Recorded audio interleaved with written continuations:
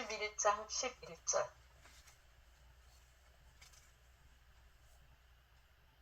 그러면 내가 묻습니다. 그들은 걸려 비틀거리다가 끝내 쓰러지고 말았습니다. 결코 그렇지 않습니다.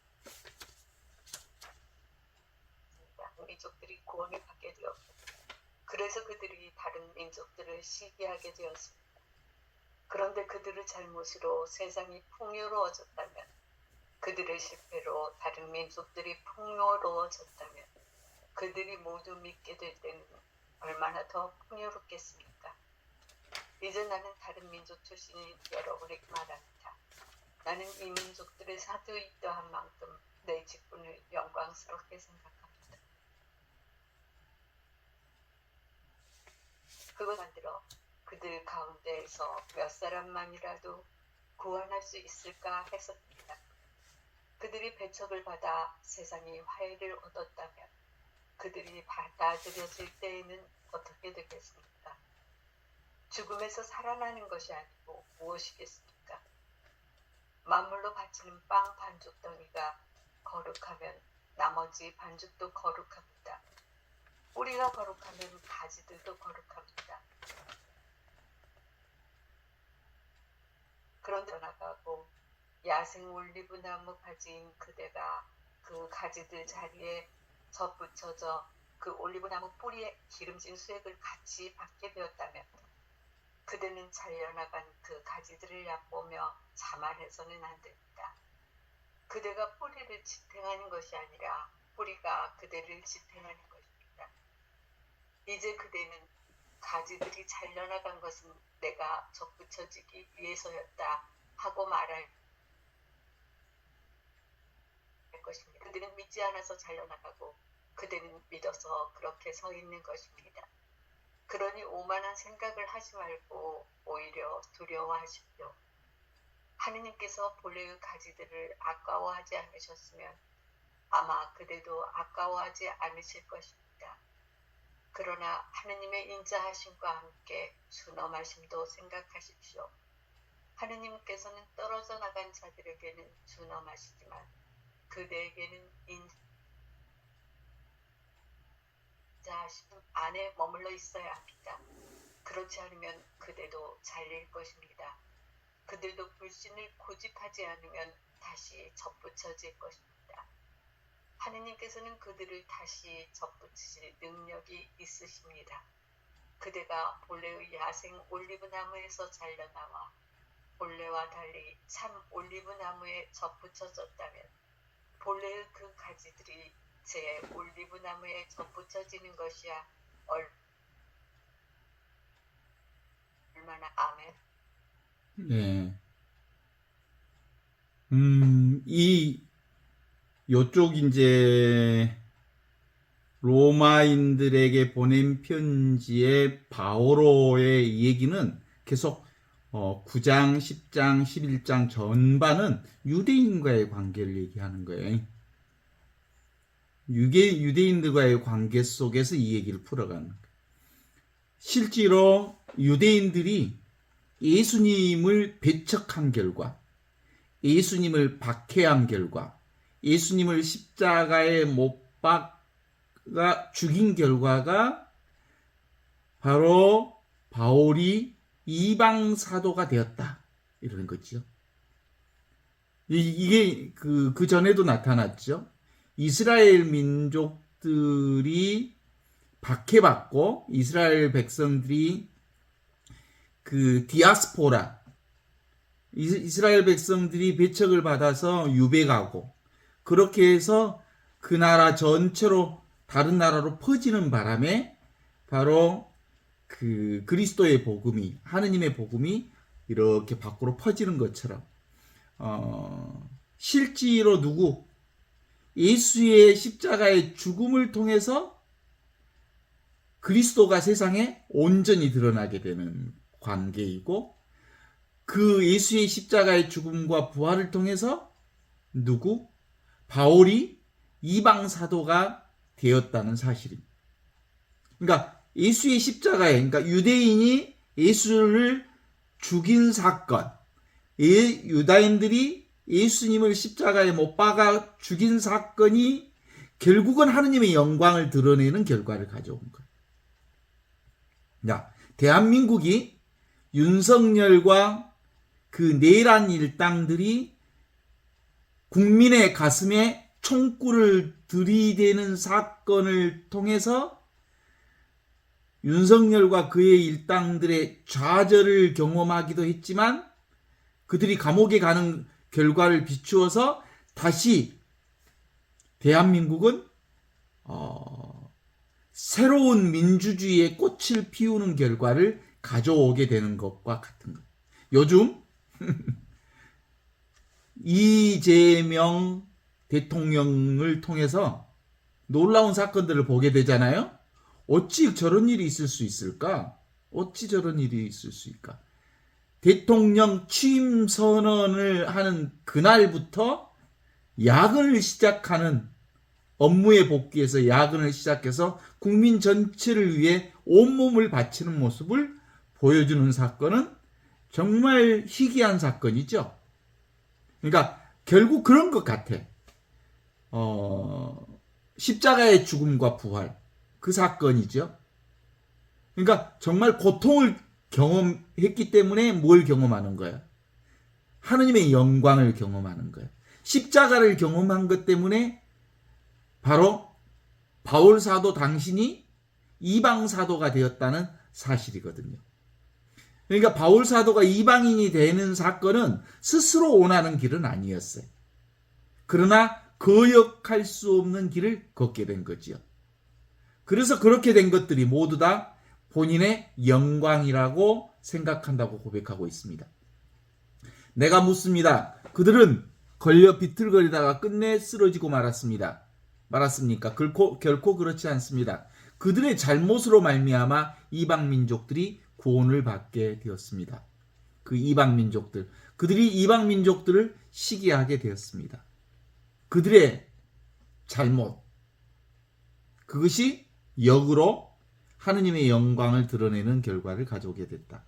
모든 것이 온 세상을 구원하시려는 하느님의 크신 섭리에 따라서 이루어졌음을 알기 때문이다라고 볼 수 있어요. 그죠? 우리는 알 수 없습니다. 우리가 사실은 윤석열과 그의 일당들의 그 험악한 꼴을 보면서 어찌 주님 이따위 꼴을 보게 해주십니까? 라고 알 수 없는 기도를 드렸지만 그 알 수 없는 사건을 통해서 대한민국이 민주주의로서 한 단계 더 성숙한 민주주의로 끌어올리게 되었고 아무래도 정당 민주주의뿐만 아니라 세계의 유일한 정말 주권국가, 백성들이 다시 세우는 민주주의의 아주 최고의 정체를 보여주는 방법으로 드러났다는 거죠. 참 묘한 일이지요. 세상은 그래요. 우리 인간의 눈으로는 얼척없는 일이고 알 수 없는 일이고 정말 이해할 수 없는 사건을 통해서 하느님은 당신의 영광을 드러내 보여주십니다. 유대인의 이 배척으로 말미암아 예수 복음은 오히려 이방인들을 통해서 세상 전체로 급속하게 전파되는 계기를 맞이하게 됐다는 사실입니다. 하느님의 일은, 하느님이 하시는 일은 누가 미리 헤아려 알 수 없는 일입니다. 하느님 이퀄 모름, 진실 이퀄 모름, 나 이퀄 모름, 모름을 통해서 온갖 새로운 것들을 드러내 보여주시는 하느님의 신비.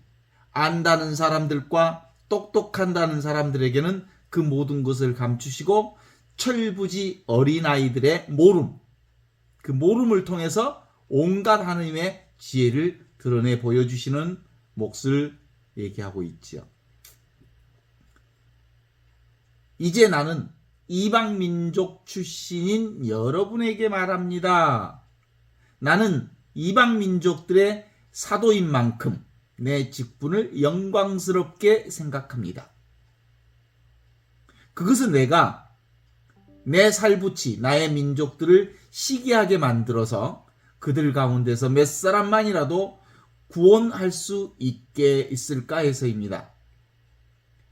그들이 배척받아 세상에 화해가 얻어졌다면 그들이 받아들여졌을 때는 어떻게 되겠습니까? 죽음에서 살아나는 것이 아니고 무엇이겠습니까? 이게 신비라는 거예요. 우리 인간은 알 수 없습니다. 지금 자기가 하고 있는 일을 하느님께서 주신 일로 알고 그의 정성을 쏟는 사람, 그 일이 어떤 일이든지 참으로 행복한 사람이라고 말할 수 있습니다. 지금 여기 이 순간은 알 수 없는 자리입니다. 이 알 수 없는 자리에 알 수 없는 하느님이 살아계십니다. 이 알 수 없는 이 자리가 바로 순수의식이요, 본성의식이요, 하늘로부터 내려온 살아있는 생명이 살아계신 궁극의 자리입니다. 이 자리에서 드러나는 모든 일은 다 하느님의 영광, 지금 여기 이 그리스도의 영광을 드러내는 곳이죠. 바울은 그런 의미에서 지금 여기 이 순간 그리스도를 사는 아주 행복한 사람이었습니다.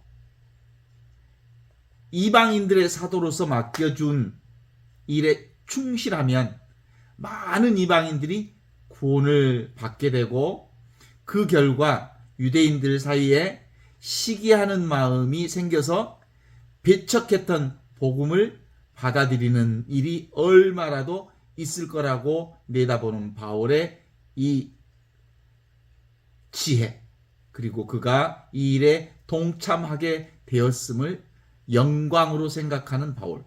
그러니까 실제로 우리는 알 수 없습니다. 우리의 삶도 알 수 없고 하느님도 알 수 없고 삶 전체도 알 수 없습니다. 그러나 이 알 수 없음을 통해서 온갖 세상의 모든 것들이 드러납니다. 자, 알 수 없는 소리, 소리 없는 소리를 통해서 온갖 소리가 드러나지요. 알 수 없는 모양, 모양 없는 모양을 통해서 온갖 모양이 드러나지요. 알 수 없는 온갖 사건을 통해서 온갖 하느님의 영광이 펼쳐지는 것. 이거 고백할 수 있습니까?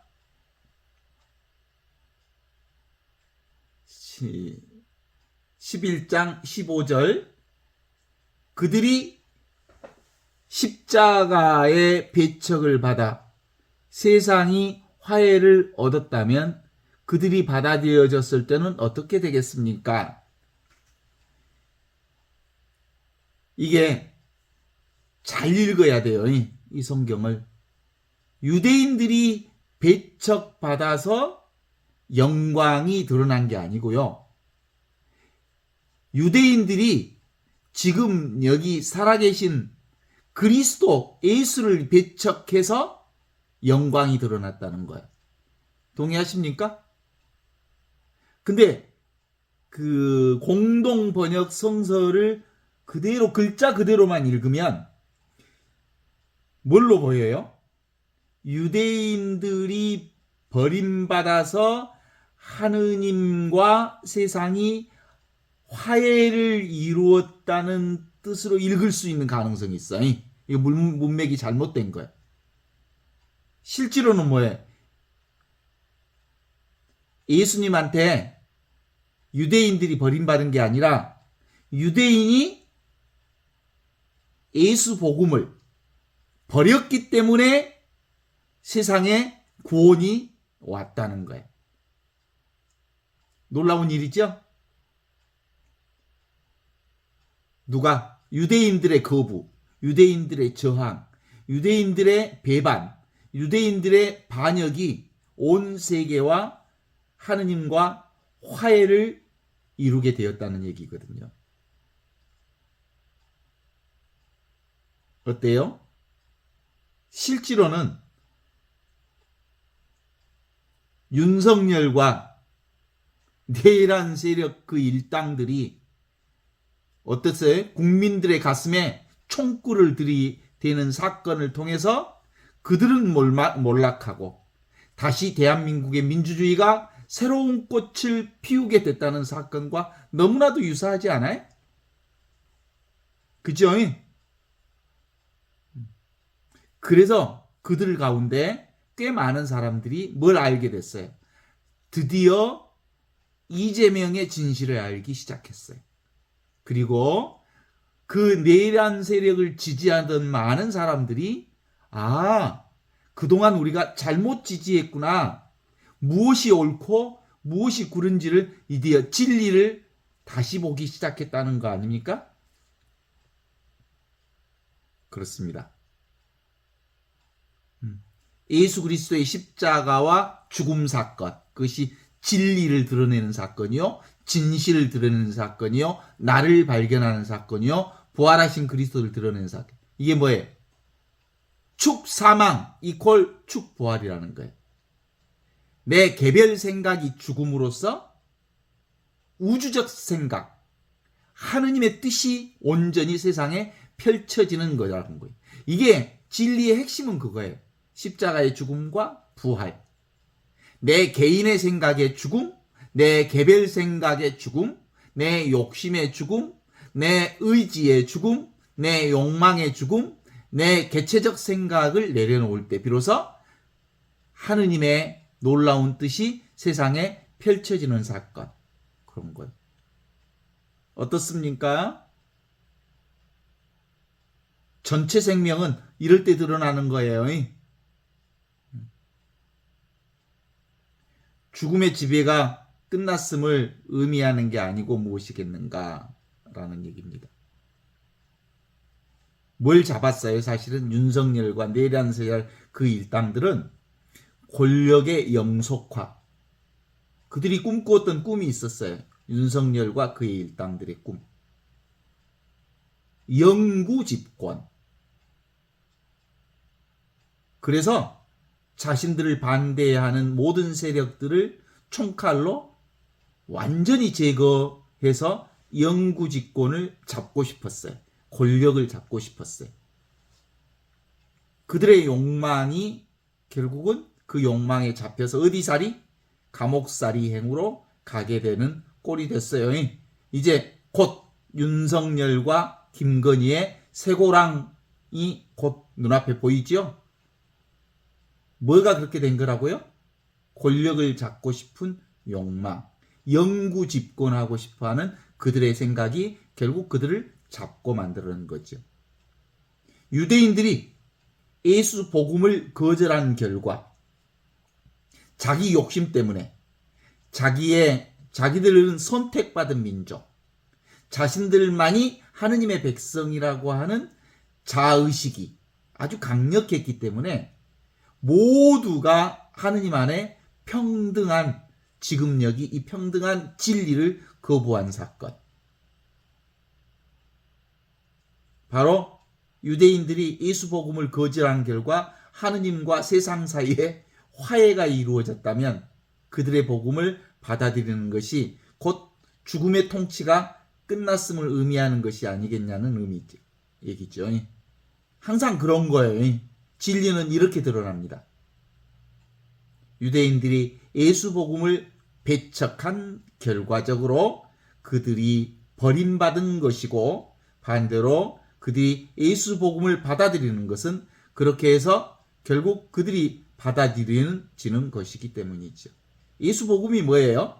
지금 여기 이 순간 펼쳐지는 세상의 모든 것이 하느님의 영광이라는 사실을 받아들이는 겁니다. 지금 여기만 사는 거예요. 왜냐하면 하느님 지금 여기만 계시거든. 성령이 지금 여기만 계시거든. 영원한 생명은 지금 여기 눈앞에서 펼쳐지는 사건이거든요. 이방 사도로서의 바울은 혹시 이방인들 사이에 유대인들을 경멸 또는 무시하는 풍조가 있을까? 그것을 경계하는 말씀을 합니다. 유대인들이 복음을 배척했다고 해서 그들을 배척하거나 경멸할 이유가 성립되지 않기 때문이다. 이 얘기를 하는 거예요. 오히려 이방인들이 유대인들에게 빚진 자의 심정이 되어야 한다고 하는 게 누구요? 바울 사도가 전하는 말씀입니다. 이방인들이 지금 여기 이 살아계신 하느님을 배척했기 때문에 오히려 하느님이 드러났다고요. 영광이 드러났다고요. 진리가 드러났다고요. 복음이 완전히 드러났다고요. 16절 읽어보겠습니다. 만물로 바치는 빵, 반죽 덩어리가 거룩하면 나머지 반죽도 거룩합니다. 뿌리가 거룩하면 가지들도 거룩합니다. 빵 반죽 덩어리가 거룩하면, 빵 반죽 덩어리가 거룩하면, 거기서 빵 덩어리는 어디서 나온 거예요? 빵. 밀가루에서 나온 거잖아요, 밀가루. 그러니까 밀가루가 건강하면 빵이 건강한 거예요. 나뭇가지와 뿌리의 관계로 보면 뿌리가 건강하면 나뭇가지는 아주 자연스럽게 건강한 거예요. 그러니까 빵이라든가 가지라든가 물결이 거룩하려면, 물결이 아름다우려면 뭐가 아름다운 거야? 물이 아름다우니까 물결이 아름다운 거예요. 그렇죠. 그래서 이 순서는 뒤집혀지면 안 된다는 거예요. 본말 전도되지면 않으면 안 된다는 거예요. 지금 여기 이 순간 현존사리가 분명해지면, 이 현존을 통해서 지금 여기를 통해서 드러나는 온갖 세상들이 다 지금 이 자리에서 드러나는 하느님의 영광인 거예요. 그러니까 내가 근본적으로 이 순간에 현존사리가 분명하면, 하느님을 분명하게 살고 있으면 온 천하가 다 하느님의 영광을 드러내는 것을 깨닫게 되는 거예요. 그런데 지금 여기 이 뿌리가 건강하지 않으면 자기 생각에 빠져. 생각으로 세상을 보게 된다고. 그래서 항상 뭐가 먼저요? 지금 여기 살아계신 하느님이 먼저예요. 지금 여기 나의 본성의식이 먼저라고. 그래야 거기서 아름다운 꽃이 핀다고. 알겠습니까? 이 알 것 말 것도 없어. 그냥 그래. 너무 당연해. 그걸 말로 하니까 복잡한 것 같지. 그죠? 이 부처의 눈에는 부처만 보이고, 도둑놈 눈에는 세상이 다 도둑놈으로 보이고, 그죠? 그런 거요. 나의 의식이 건강하면 세상이 아주 아름답게 창조되는 거예요. 맨날 못된 생각에 개인 중심의 사고로 가득 차 있으면 세상이 제 맘대로 되는 게 있어? 그러니까 맨날 투덜이 인생을 살지. 투덜. 그게 누가 하는 소리야? 에고가 하는 소리지. 하느님으로 살면, 삶으로 살면 삶이 펼쳐지는 온갖 세상은 다 뭐예요?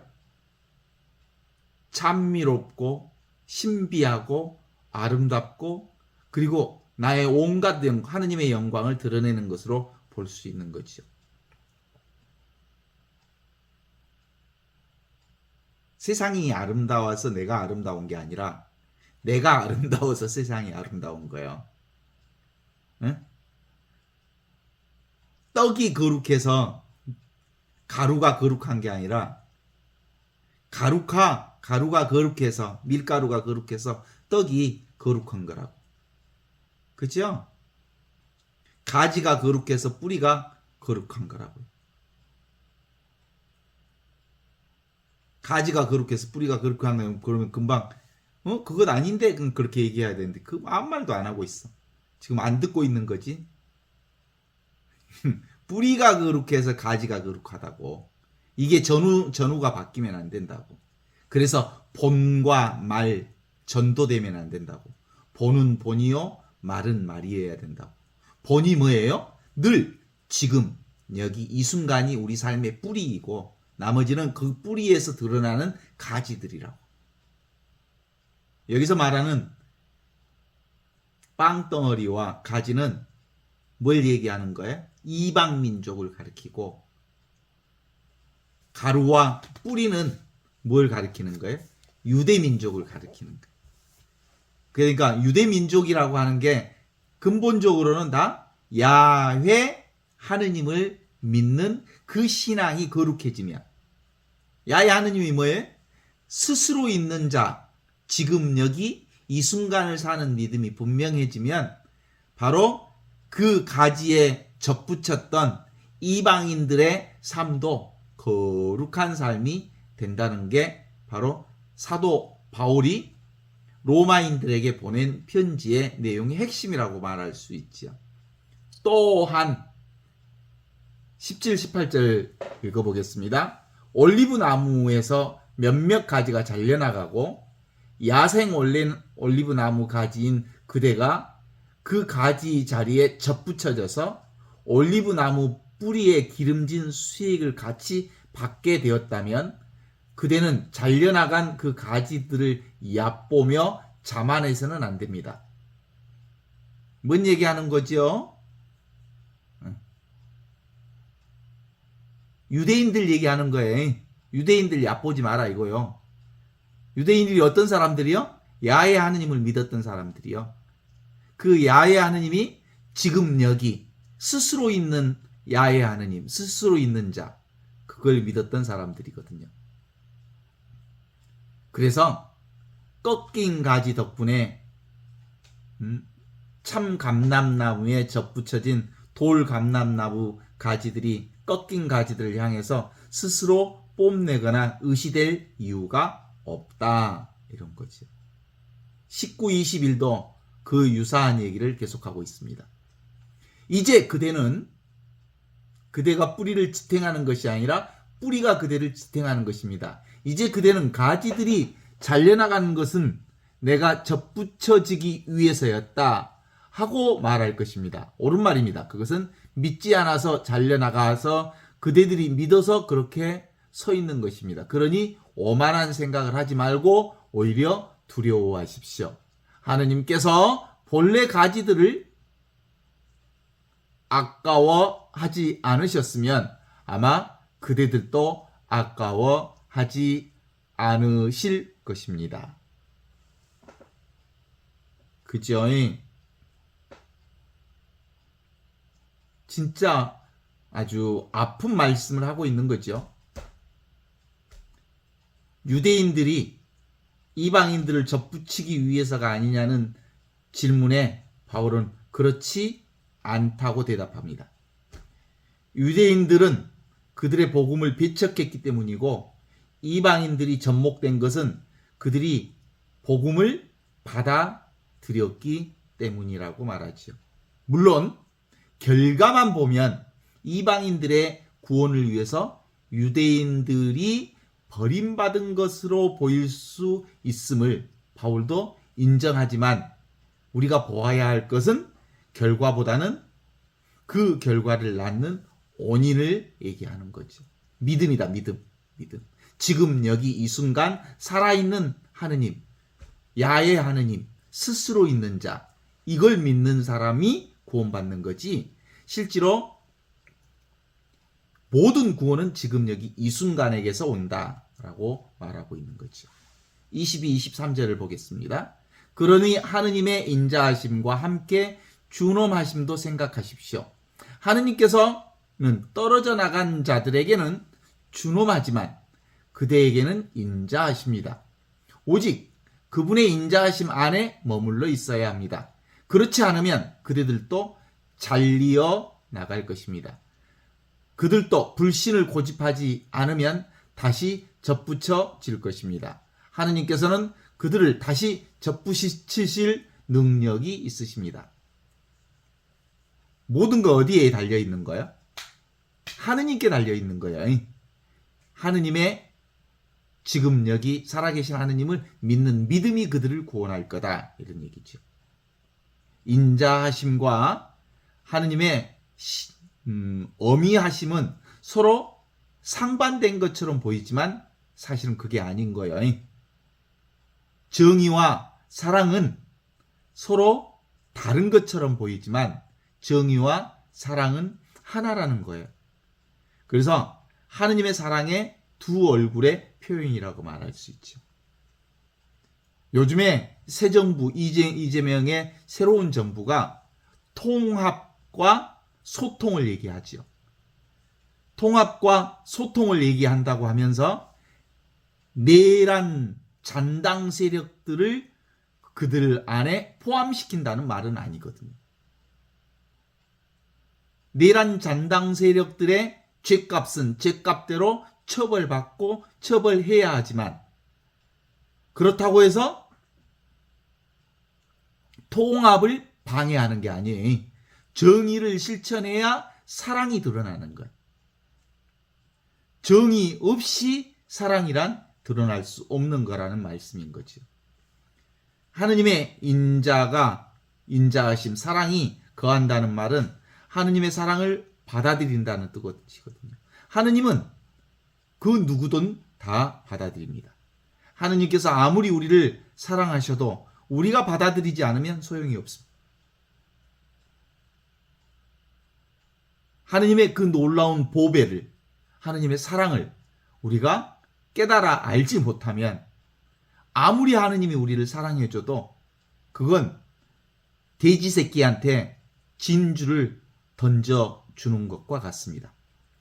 정말로 놀라운 하느님의 은혜와 축복과 사랑을 철저히 깨달은 자만이 하느님의 사랑을 아는 거죠. 하느님은 아무리 그의 사랑과 은총으로 바다 같은 사랑, 하늘 같은 은혜를 퍼부어 준다 해도 그가 그걸 깨닫지 못하면 허무한 거지요. 우리 인간의 거절로 말미암아 소용없게 된 하느님의 사랑과 자비. 이번에는 정의의 옷을 입고 되돌아옵니다.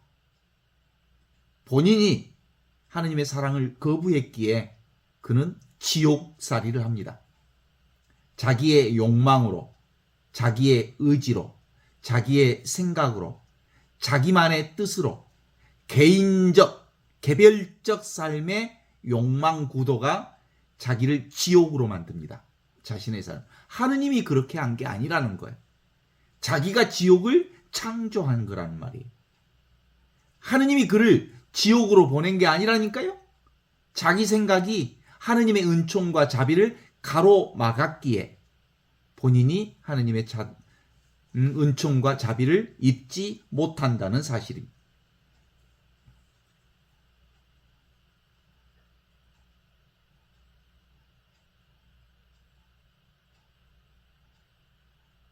어떻습니까? 사람의 능력으로 그것까지 거절하지는 못합니다. 자연법을 거슬러서 강물을 오염시킬 수 있지만 그 결과 강물이 썩는 것까지 막을 수는 없다는 말이거든요. 어때요? 넘어진 자, 그 넘어진 땅을 짚고 다시 일어나야 합니다. 하느님의 사랑을 거절한 자, 다시 그 하느님의 사랑을 받아들임으로써 하느님의 사랑이 그 안에 다시 시작되는 거죠. 그게 바울 사도가 우리에게 얘기해 주고 싶었던 말씀이 마지막 그대가 본 야생 올리브 나무의 그 가지들이 제 올리브 나무에 접붙인 것이야 얼마나 더 쉬운 일입니까? 이스라엘 민족이 회복되는 것은 이방인들을 부르는 것보다 훨씬 더 쉽다. 이스라엘의 배척은 최종적인 것이 아니다. 한시적인 것이다. 라고 하는 거예요. 사실은 윤석열과 그의 내란 세력 그들이 다시 회복되는 건 그들의 잘못을 스스로 인정하고 그 값을 본인들이 인정하기만 하면 다시 회복될 수 있는 거예요. 그런데 지금 대한민국의 윤석열과 그의 일당 내란 세력들은 한 번도 국민들을 향하여 자신들의 잘못을 고백하지 않고 있습니다. 그래서 국민의힘 그들은 대한민국의 최고의 법이라고 하는 헌법을 위반해서 내란 세력을 도왔던 위헌 정당이거든요. 위헌 정당은 결국은 정당 해산의 아주 중심에 서 있거든요. 실제로 그들이 정당 해산의 중심에 서 있지만 아마 그들 정당 스스로가 자신들이 내란 세력을 저질러서 크게 국민들 앞에 사죄하는 그런 자기 고백이 있다면 국민들이 또 하느님이 받아들일 수 있겠죠? 그렇습니다. 기본적으로 누가 얘기하는 거야 지금?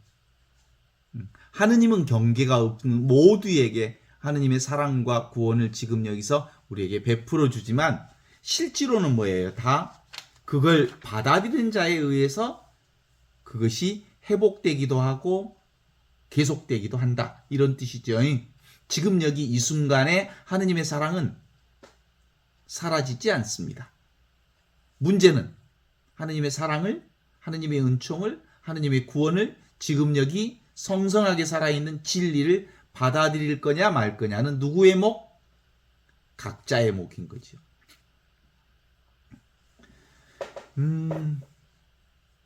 생각으로는 알 필요 없는 이것. 그래서 아까도 그 얘기 미사 때 그런 얘기를 했거든요. 미사 때. 기본적으로 인간의 생각으로는 알 수 없어요. 그래서 진리에 대해서, 하느님에 대해서, 성령에 대해서, 그리고 예수 그리스도에 대해서 알 수 있어요, 없어요? 알 수 없어요. 왜냐하면 진리와 하느님은 눈에 드러나 있지 않아요. 그럼 어떻게 알아? 하느님을, 예수님을, 성령을. 내가 알려고 하는 의지를 내려놓으면, 내가 잡으려고 하는 그 생각을 내려놓으면 온통 하느님의 은총과 사랑과 하느님의 은혜로 가득 찼다는 걸 깨달아 안다는 거예요. 자기 생각을 내려놓으면 내가 산다는 삶을 딱 내려놓으면 오메 그리스도가 나를 살고 있구나라는 걸 안다는 거예요. 삶이 나를 통해서 이루어지고 있다는 걸 안다는 거죠. 응? 소피아, 요한나 태어났어? 자기가? 태어난 적 있냐고. 그건 자기 생각이야. 나는 1900 몇 년생이라고. 거짓말 치고 있네. 1900 몇 년생이라고 그걸 자기가 경험해 봤어? 주민등록상에 1900 몇 년생이고 엄마 아빠가 그렇게 얘기해 주니까 그 기록을 내가 얘기하고 있는 거지. 태어난 적도 없고 죽을 수도 없는 게 진짜 나예요. 이 육체로서 태어난 나는 내가 아니에요. 그죠? 어때요? 늘 존재하는 나. 항상 있는 나. 우리 가끔 그런 느낌 안 들어? 나는 늘 있었는데 하는 느낌. 그런 느낌 있잖아. 나는 한 번도 내가 없었던 적이 없는데 라는 생각이 있잖아. 그죠? 그게 진짜 나요. 그런데 우리가 나도 모르게 이 육신과 내 생각이 나라고 믿고 있기 때문에 그것을 기억으로 잡고 있어. 그건 사실은 사실이 아니죠. 지금 보고 있고 느끼고 있고 알고 있는 이것이 진짜 나는 거거든. 응? 내가 태어나기 이전에도 내가 있었어. 아브라함 이전에도 내가 있었다고. 모세 이전에도 내가 있었다고. 부모가 나를 태어나게 하기 이전부터 내가 있었다고. 그걸 뭐라 그래요? 부모 미생전 본래 면목인 이 얼굴 없는 얼굴이 진짜 나라고. 아무것도 아닌 이게 진짜 나라고. 텅 비어 있는데 모든 것을 아는 이것으로 살고 있다고. 이게 바로 전체 생명으로 내가 사는 것. 전체 생명이 나지 이 개별 생명이 내 나라고 고집하는 한 실제로 나는 헛물 켜고 있어. 허상을 잡고 있다고. 기본적으로는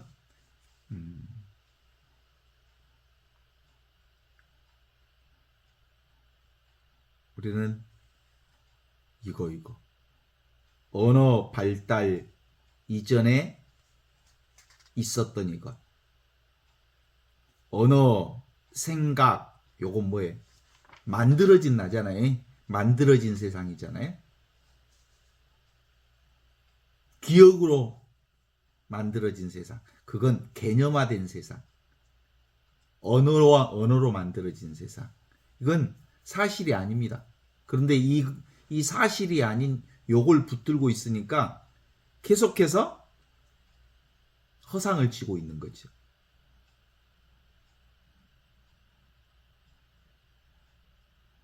분별이 일어나지 않는 자리. 지금 여기 눈앞에 있는 이 자리가 진짜나요. 하느님과 함께 있는 자리. 텅 비어 있으면서 모든 것을 아는 이 자리.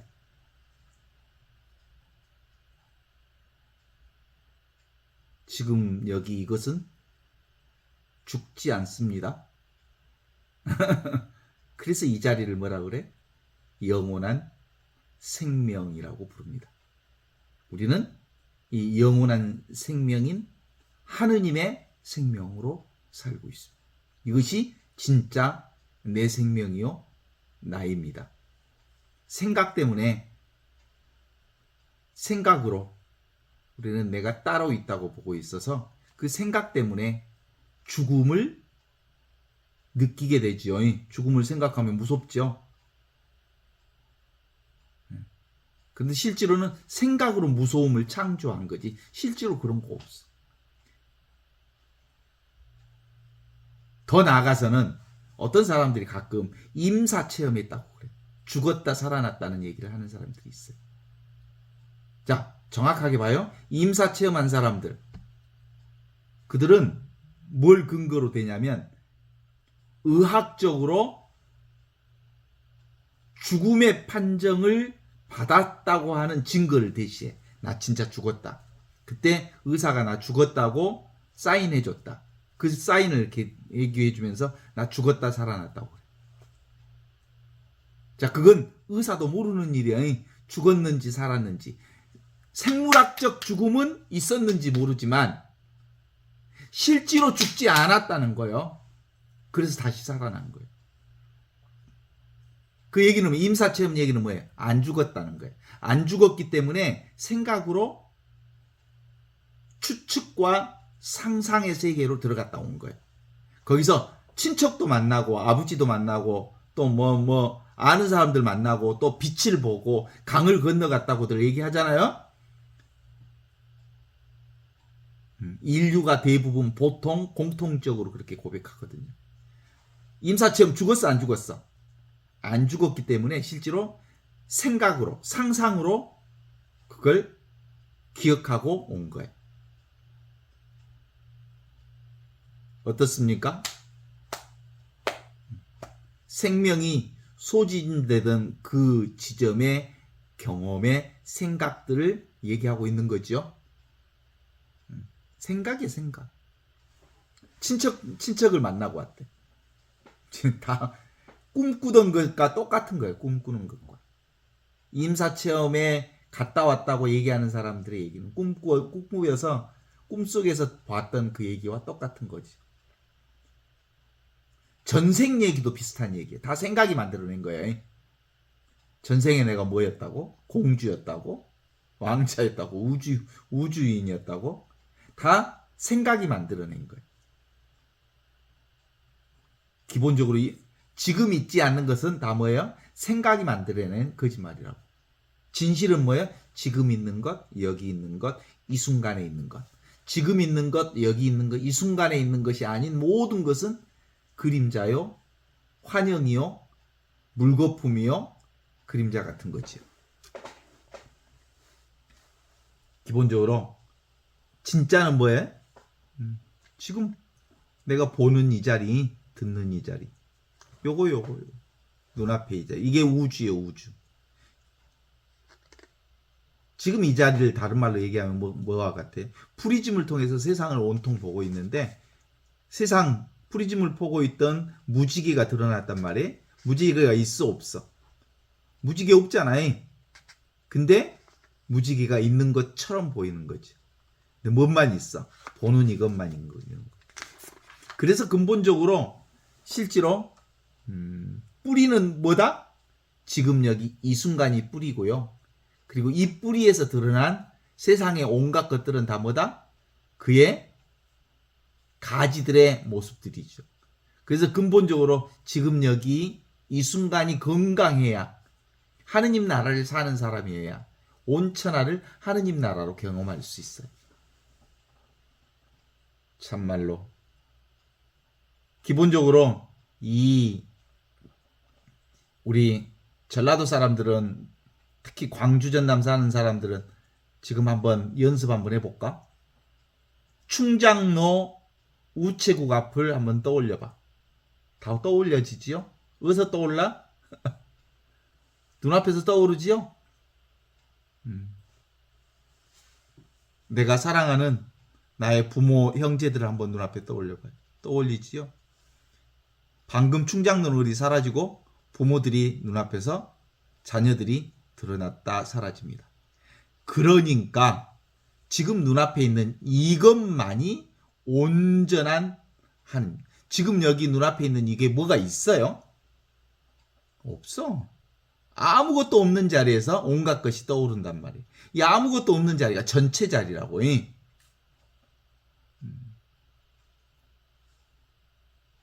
아이고. 내가 배가 아파서 밥을 못 먹겠어요. 그걸 아는 자리가 있어.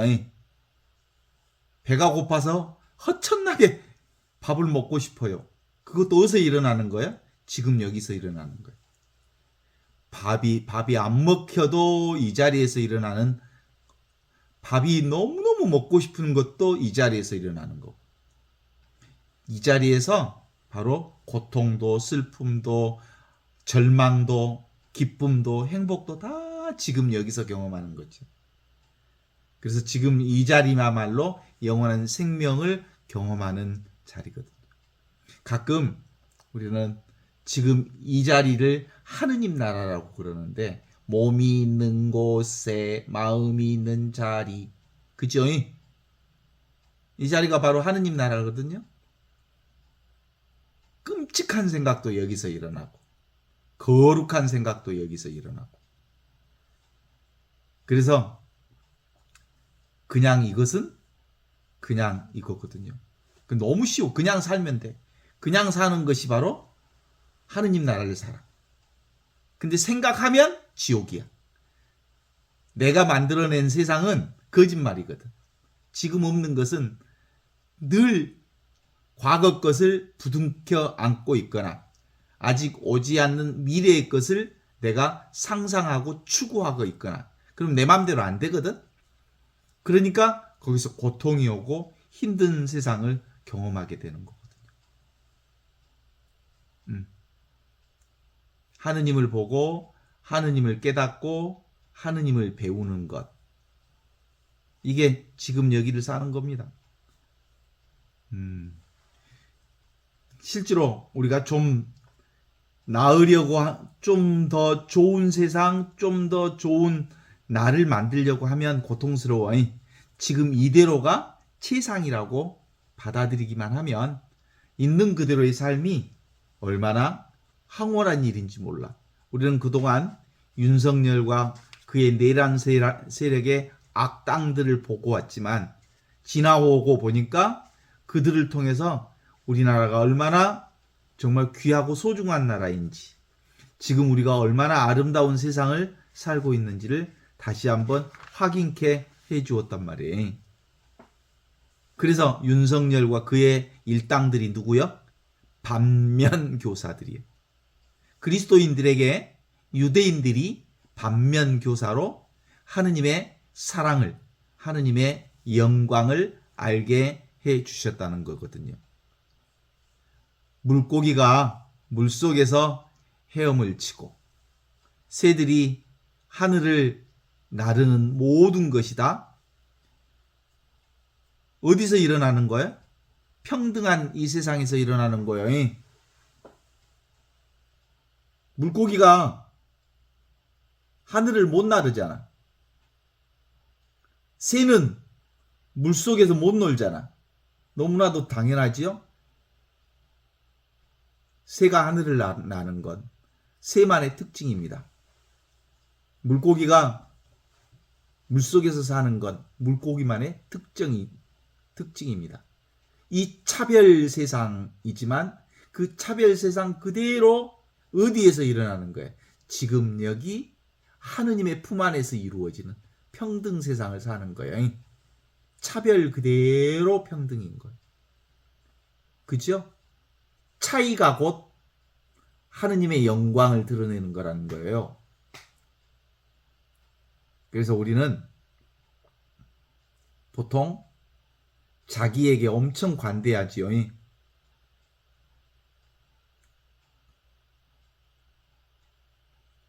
자기의식,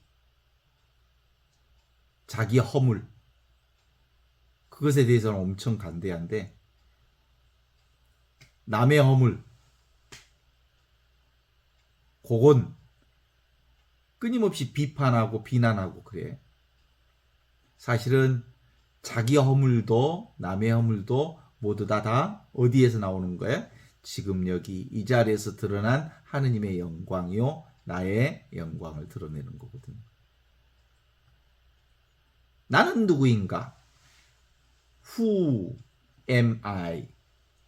라고 얘기하는 것보다 What am I? 나는 무엇인가? 라고 불리는 것이 오히려 맞는 얘기.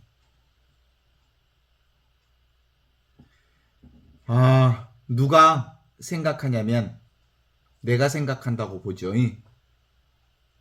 거짓말이야. 하느님이 나를 통해서 생각을 드러내고 있는 거예요. 우리는 모두 다 나의 마법 속에 빠져 있거든요. 내가 진짜 따로 있는 줄 알지. 하느님이 산다니까. 그리스도가 산다니까. 지금 여기 이 순간 하느님의 생명이 나를 통해서 드러내고 있다는 이 사실이 오늘 바울 사도가 로마인들에게 보낸 편지 속에서 우리에게 드러내 보여주시는 얘기거든요. 망난 애기들, 걔들은 완전히 지금 여기 이 순간만 살잖아요. 내가 요즘에 텃밭에다가 우리 현준이를 매놨거든요. 더운데도 요즘에 거기를 왔다 갔다 하면서 텃밭에서 잘 놀고 있습니다. 목을 묶어놓으면 묶어놓은 대로, 풀어놓으면 풀어놓은 대로, 목을 풀어놨다 그러면 또 나를 묶을까봐 나한테 안아야 되잖아. 생각이 있는 놈이라면 내가 지를 또 묶을 테니까 안아야 되잖아. 그래도 잘 와. 그럼 또 묶어서 놔둬. 왜 그럴까? 생각하지 않기 때문에 묶어도 괜찮고 풀어줘도 괜찮고 그래. 그게 현존의 놀라운 지혜야. 인간은 생각하는 순간 내 목줄을 묶었다가 풀어주면 다시 묶으려고 그러면 또 묶으래! 그리고 도망치겠지? 뭐 때문에? 생각하기 때문에 그래. 그래서 현존을 못 살아. 생각하는 사람들은 있는 그대로를 받아들이기가 어려워. 누가 생각합니까? 내가 따로 있다는 요놈이 생각하는 거예요. 그런데 내가 따로 있지 않아. 이건 생각으로만 그런 거지. 그러니까 허상에 내가 묶이는 거지.